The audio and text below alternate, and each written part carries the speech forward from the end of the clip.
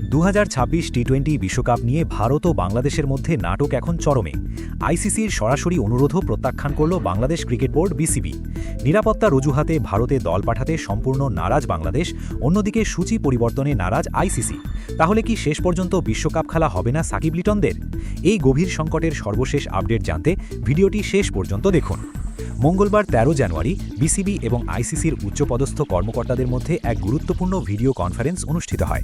উদ্দেশ্য ছিল 2026 টি-20 বিশ্বকাপ নিয়ে চলমান অচলাবস্থার সমাধান খোঁজা। কিন্তু বিসিবির সর্বশেষ মিডিয়া রিলিজ বলছে, সমাধান তো দূর, সংকট আরও ঘনীভূত হয়েছে। মিটিংয়ে আইসিসি স্পষ্টভাবে বিসিবিকে জানায় যে টুর্নামেন্টের সূচি ইতিমধ্যেই ঘোষণা করা হয়ে গেছে এবং এই মুহূর্তে তা পরিবর্তন করা প্রায় অসম্ভব।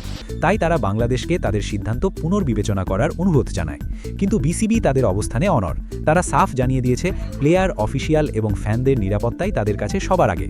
তাই তারা ভারতে ভ্রমণ করবে না এবং তাদের ম্যাচগুলো ভারত থেকে সরিয়ে অন্য কোনো নিরপেক্ষ ভেন্যুতে আয়োজনের দাবি পুনর্ব্যক্ত করেছে।